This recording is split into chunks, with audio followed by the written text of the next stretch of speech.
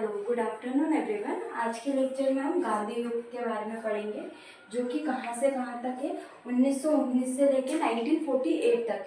हमने last lecture में इसकी स्टार्टिंग कर ली थी कि हमने क्या क्या पढ़ा था। गांधी युग में हमने क्या क्या स्टार्टिंग में क्या क्या पढ़ा था वो हम देख लेते हैं।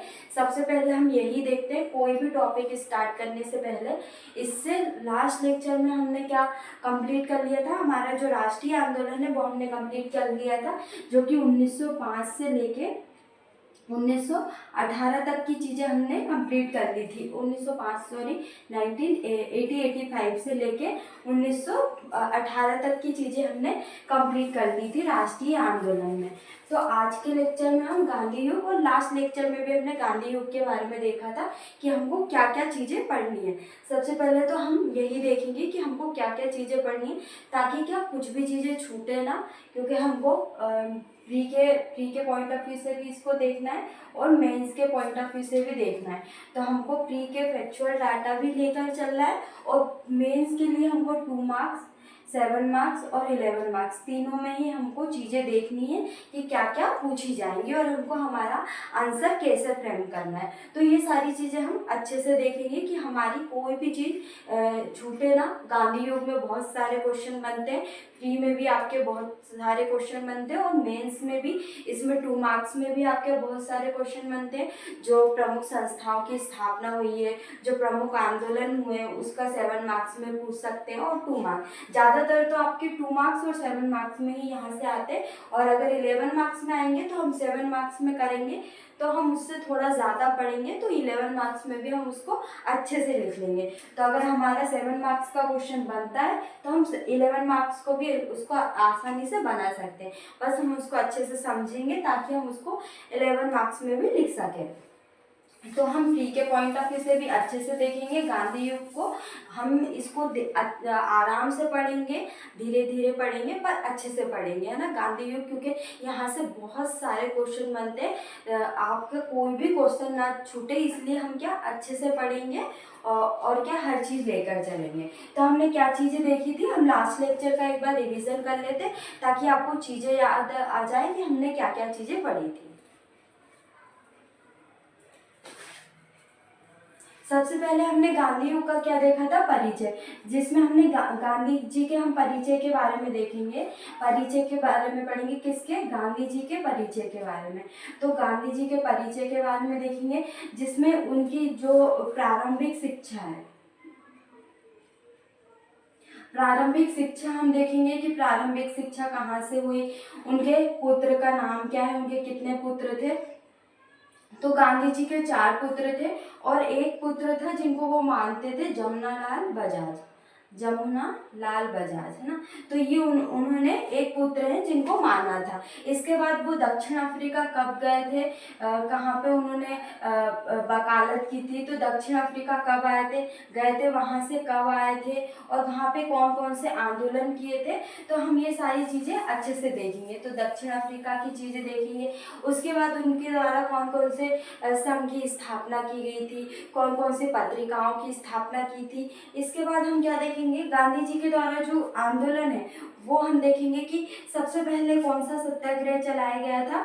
तो हम देखेंगे तो नील सत्याग्रह, है ना, नील आंदोलन बोलेंगे। ये हमने लास्ट प्रीवियस लेक्चर में, हमारे जब आंदोलन हम पढ़ रहे थे, तो हमने किसान आंदोलन में इसको पढ़ा था। तो हमने नील आंदोलन को पढ़ लिया था, बाकी हम एक बार और अच्छे से इसको और देख लेंगे। तो नील आंदोलन 1917 में हुआ था। ये कहाँ पे हुआ था, बिहार में हुआ था ना, बिहार में, चंपारण बिहार में। इसके बाद हम देखेंगे कौन सा आंदोलन, अहमदाबाद का मील आंदोलन।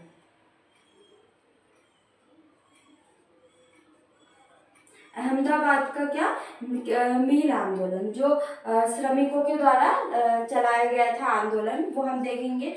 ये 1918 में हुआ था, ये हमने देख लिया था कि हमको चीज़ें पढ़नी है। इसके बाद हमको क्या देखना है, जो गांधी जी का और अन्य आंदोलन है, जैसे चंपारण आंदोलन, ये बिहार में ही हुआ था, और ये क्या है, गुजरात में। इसके बाद हम देखेंगे गांधी जी के द्वारा जो रोलेट एक्ट, हम रोलेट एक्ट को देखेंगे। रोलेक्ट एक्ट, रोलेक्ट एक्ट कब आया था? तो रोलेक्ट एक्ट 1919 में आया था, जिसे बिना बिना वकील बिना अपील का कानून कहते हैं, जिसको काला कानून भी बोलते हैं। इसके बाद हमने क्या देखा था? रोलेक्ट एक्ट के बाद जलियांवाला हत्याकांड। तो जलियांवाला हत्याकांड कब हुआ था? जलियांवाला हत्याकांड, तो हम इसको देखेंगे, इसके बारे में अच्छे से पढ़ेंगे, हत्याकांड के बारे में कि कब हुआ, किसके द्वारा हुआ, क्या क्या चीज़ें हुई, कौन यहाँ के प्रमुख थे? तो डायट प्रमुख थे, है ना, डायट प्रमुख थे यहाँ के। इसके बाद हमने क्या देखा था? खिलाफत आंदोलन और असहयोग आंदोलन। इसके बाद असहयोग आंदोलन के बाद हमने देखा था जो स्वराज पार्टी की स्थापना कब हुई थी। तो हमने यहाँ तक स्वराज पार्टी तक की स्थापना तक चीज़ें देख ली थी। आज के लेक्चर में हमको क्या देखना है कि आगे हमको क्या क्या चीज़ें पढ़नी है, ये मैंने आपको रिवीजन करवा ली ताकि आपको क्या चीज़ें याद रहे कि हमको ये चीज़ें पढ़नी है ना। तो आप एक कॉपी में नोट करना कि हमको ये चीज़ें पढ़नी है। तो इसके बाद हमको क्या चीज़ें देखनी है? तो इसके बाद हमको जो क्रांतिकारियों का दूसरा चरण है, क्या देखना है हमको? क्रांतिकारियों का दूसरा चरण, क्रांतिकारियों का दूसरा चरण देखना है। ये प्रथम चरण की घटना थी, अब दूसरे चरण की घटना में हमको क्या क्या चीज़ें देखनी है, हम इसके बारे में पढ़ेंगे। तो दूसरे चरण में हमको क्या क्या चीज़ें पढ़नी है? तो हमको देखना है Hindustan Republic association, Hindustan Republic association,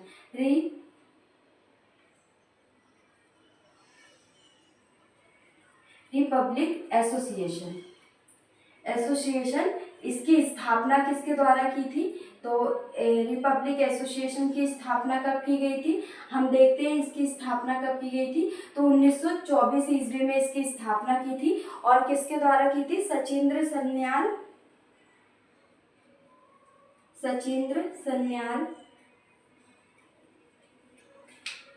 और बरीन चंद्र चटर्जी, है ना। तो ये दो व्यक्तियों के द्वारा इसकी स्थापना की थी, हिंदुस्तान रिपब्लिक एसोसिएशन। और जो अन्य चीज़ें हैं इसमें हम देखेंगे, है ना। इसको हम सिर्फ देख रहे हैं कि हमको क्या क्या चीज़ें पढ़नी है। इसके बाद हमको क्या देखना है?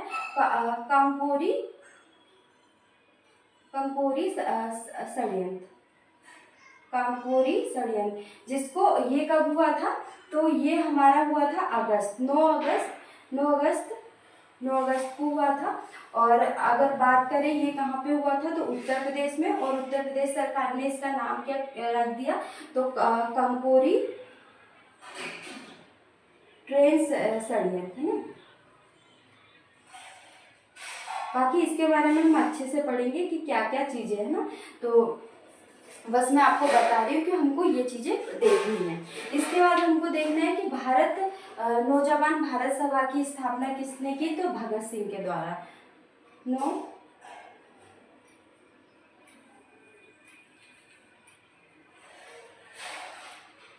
भारत सभा की स्थापना किसने की? तो भगत सिंह के द्वारा की गई। भगत सिंह के द्वारा कब की? 1928 ईस्वी में इसकी स्थापना की गई। इसके बाद हम देखेंगे हिंदुस्तान सोशलिस्ट रिपब्लिक एसोसिएशन। तो हमको क्या देखना है नेक्स्ट? हिंदुस्तान सोशलिस्ट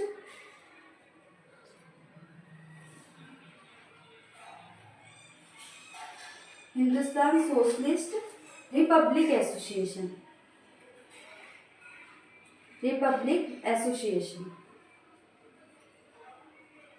इसकी स्थापना किसके द्वारा की? तो चंद्रशेखर आजाद के द्वारा की गई, चंद्रशेखर आजाद के द्वारा। इसमें क्या क्या चीज़ें हुई हैं तो हम इसके बारे में भी देखेंगे। और नेक्स्ट क्या देखेंगे इसमें हम देखेंगे जो चटगांव आर्मरी रेट हुआ था उसके बारे में हम पढ़ेंगे। चटगांव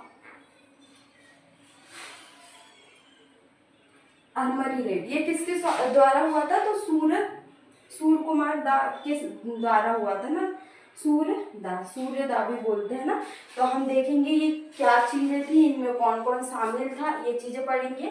और इसके बाद हम देखेंगे साइमन कमीशन। तो साइमन कमीशन किसके द्वारा लाया गया, कब लाया गया, इसमें कौन कौन शामिल थे, क्या क्या प्रावधान किए गए थे, क्या क्या चीज़ें हुई थी, तो ये सारी चीज़ें हम देखेंगे। तो ये क्रांतिकारियों का दूसरा चरण है। इसी के अंतर्गत क्या नेहरू रिपोर्ट भी है, तो नेहरू रिपोर्ट के बारे में हम देखेंगे, नेहरू रिपोर्ट के बारे में पढ़ेंगे।